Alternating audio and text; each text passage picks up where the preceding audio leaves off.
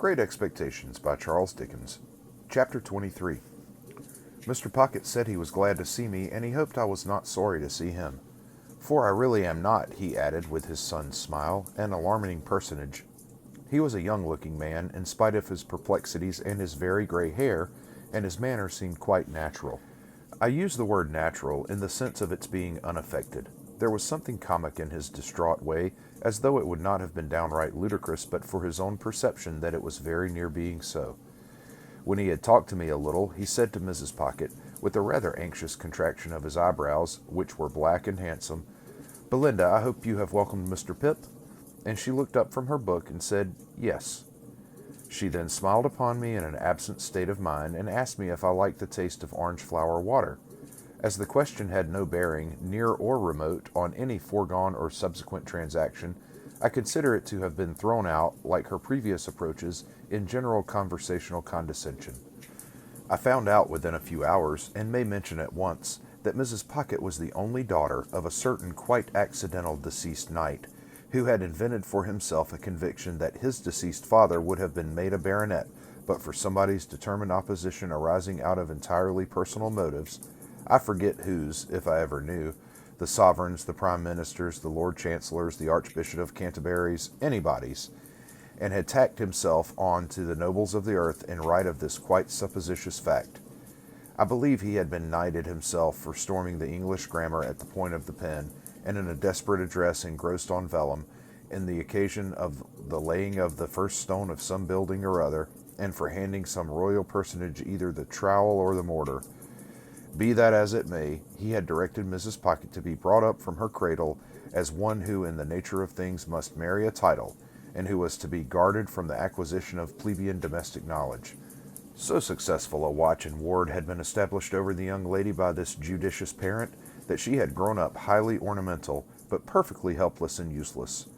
With her character thus happily formed, in the first bloom of her youth she had encountered Mr. Pocket, who was also in the first bloom of youth, and not quite decided whether to mount the woodsack or to roof himself in with a mitre.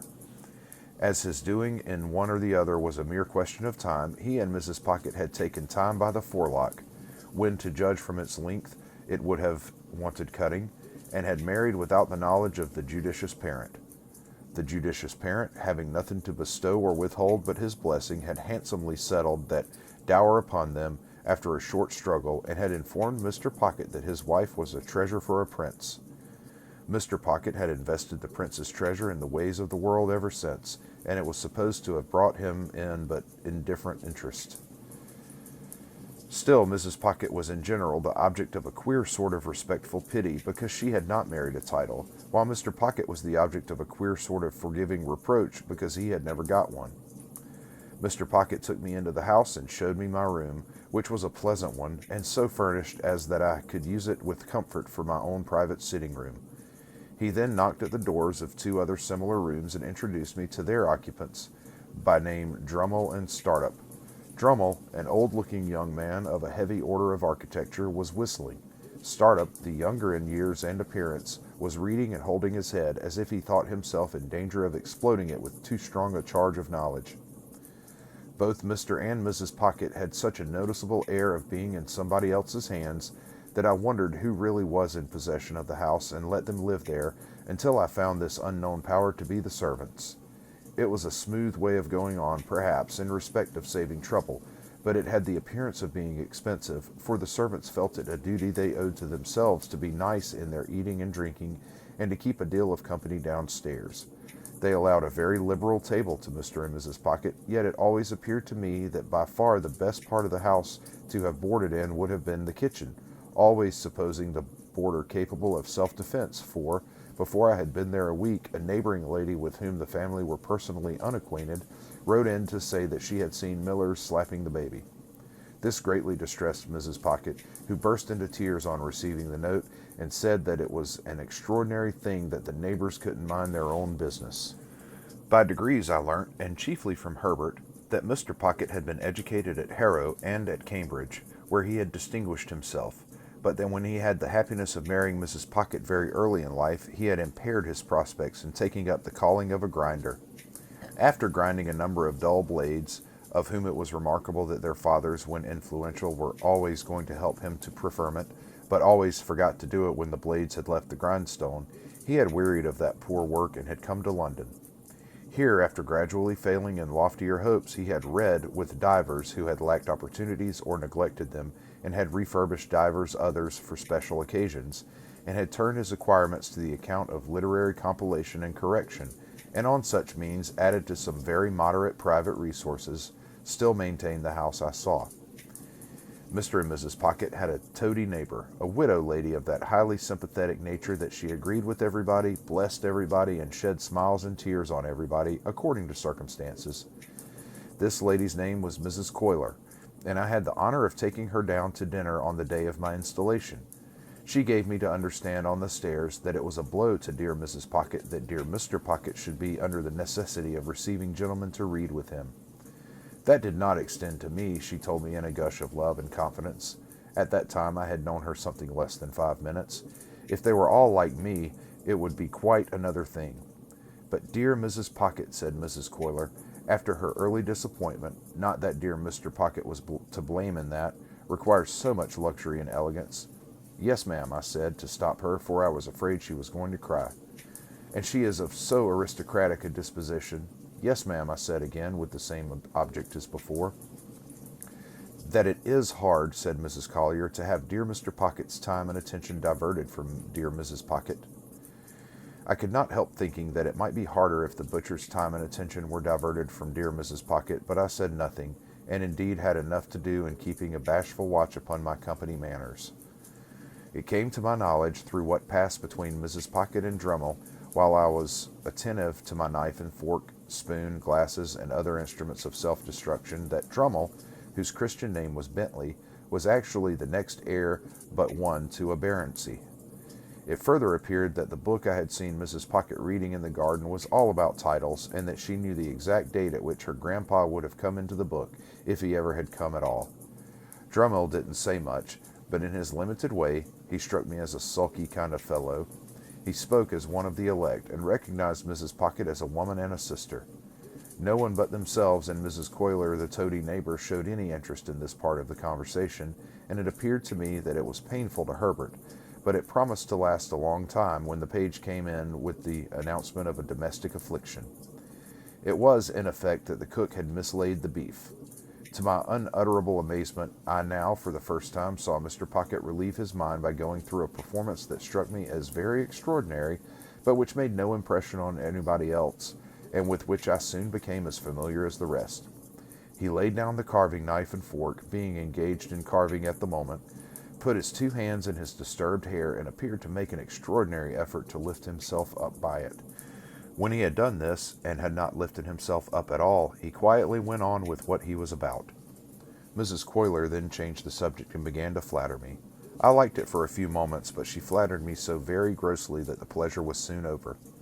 She had a serpentine way of coming close at me when she pretended to be vitally interested in the friends and localities I had left, which was altogether snaky and fork-tongued, and when she made an occasional bounce upon Startup, who said very little to her, or upon Drummle, who said less, I rather envied them for being on the opposite side of the table. After dinner the children were introduced, and Mrs. Coiler made admiring comments on their eyes, noses, and legs, a sagacious way of improving their minds. There were 4 little girls and 2 little boys, besides the baby who might have been either, and the baby's next successor, who was as yet neither. They were brought in by Flopson and Millers, much as though those 2 non-commissioned officers had been recruiting somewhere for children and had enlisted these, while Mrs. Pocket looked at the young nobles that ought to have been, as if she rather thought she had had the pleasure of inspecting them before, but didn't quite know what to make of them. "Here, give me your fork, Mum, and take the baby," said Flopson. "Don't take it that way, or you'll get its head under the table." Thus advised, Mrs. Pocket took it the other way, and got its head upon the table, which was announced to all present by a prodigious concussion. "Dear, dear, give it me back, Mum," said Flopson, "and Miss Jane, come and dance to baby, do." One of the little girls, a mere mite who seemed to have prematurely taken upon herself some charge of the others, stepped out of her place by me and danced to and from the baby until it left off crying and laughed. Then all the children laughed, and Mr. Pocket, who in the meantime had twice endeavored to lift himself up by the hair, laughed, and we all laughed and were glad. Flopson, by dint of doubling the baby at the joints like a Dutch doll, then got it safely into Mrs. Pocket's lap and gave it the nutcrackers to play with, at the same time recommending Mrs. Pocket to take notice that the handles of that instrument were not likely to agree with its eyes, and sharply charging Miss Jane to look after the same. Then the two nurses left the room and had a lively scuffle on the staircase with the dissipated page who had waited at dinner, and who had clearly lost half his buttons at the gaming table. I was made very uneasy in my mind by Mrs. Pocket's falling into a discussion with Drummle respecting 2 Barrettses, while she ate a sliced orange steeped in sugar and wine, and forgetting all about the baby on her lap, who did most appalling things with the nutcrackers. At length, the little Jane, perceiving its young brains to be imperiled, softly left her place, and with many small artifices coaxed the dangerous weapon away. Mrs. Pocket, finishing her orange at about the same time, and not approving of this, said to Jane, "You naughty child, how dare you? Go and sit down this instant." "Mamma dear," lisped little girl, "baby 'ud have put his eyeth out." "How dare you tell me so?" retorted Mrs. Pocket. "Go and sit down in your chair this moment." Mrs. Pocket's dignity was so crushing that I felt quite abashed, as if I myself had done something to rouse it. "Belinda," remonstrated Mr. Pocket from the other end of the table, "how can you be so unreasonable? Jane only interfered for the protection of baby." "I will not allow anybody to interfere," said Mrs. Pocket. "I am surprised, Matthew, that you should expose me to the affront of interference." "Good God!" cried Mr. Pocket, in an outbreak of desolate desperation. "Are infants to be nutcrackered into their tombs, and is nobody to save them?" "I will not be interfered with by Jane," said Mrs. Pocket, with a majestic glance at that innocent little offender. "I hope I know my poor grandpapa's position. Jane, indeed!" Mr. Pocket got his hands in his hair again, and this time really did lift himself some inches out of his chair. "Hear this!" he helplessly exclaimed to the elements. "Babies are to be nutcrackered dead for people's poor grandpapa's positions." And then he let himself down again and became silent. We all looked awkwardly at the tablecloth while this was going on. A pause succeeded, during which the honest and impressible baby made a series of leaps and crows at little Jane, who appeared to me to be the only member of the family, irrespective of servants, with whom it had any decided acquaintance. "Mr. Drummle," said Mrs. Pocket, "will you ring for Flopson? Jane, you undutiful little thing, go and lie down. Now, baby darling, come with Ma." The baby was the soul of honor, and protested with all its might. It doubled itself up the wrong way over Mrs. Pocket's arm, exhibited a pair of knitted shoes and dimpled ankles to the company in lieu of its soft face, and was carried out in the highest state of mutiny. And it gained its point after all, for I saw it through the window within just a few minutes, being nursed by little Jane. It happened that the other 5 children were left behind at the dinner table, through Flopson's having some private engagement, and there not being anybody else's business. I thus became aware of the mutual relations between them and Mr. Pocket, which were exemplified in the following manner. Mr. Pocket, with the normal perplexity of his face heightened and his hair rumpled, looked at them for some minutes, as if he couldn't make out how they came to be boarding and lodging in that establishment, and why they hadn't been billeted by nature on someone else. Then, in a distant missionary way, he asked them certain questions, as why little Joe had that hole in his frill, who said, "Pa, Flopson was going to mend it when she had time," and how little Fanny came by that Whitlow, who said, "Pa, Millers was going to poultice it when she didn't forget." Then he melted into parental tenderness, and gave them a shilling apiece, and told them to go and play. And then, as they went out, with one very strong effort to lift himself up by the hair, he dismissed the hopeless subject. In the evening there was rowing on the river. As Drummle and Startup had each a boat, I resolved to set up mine, and to cut them both out. I was pretty good at most exercises in which country boys are adepts, but as I was conscious of wanting elegance of style for the Thames, not to say for other waters, I at once engaged to place myself under the tuition of the winner of a prize-vary who plied at our stairs, and to whom I was introduced by my new allies. This practical authority confused me very much by saying I had the arm of a blacksmith. If he could have known how nearly the compliment lost him his pupil, I doubt if he would have paid it. There was a supper tray after we got home at night, and I think we should all have enjoyed ourselves but for a rather disagreeable domestic occurrence.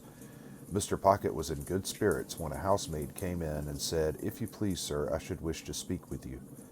"Speak to your master?" said Mrs. Pocket, whose dignity was roused again.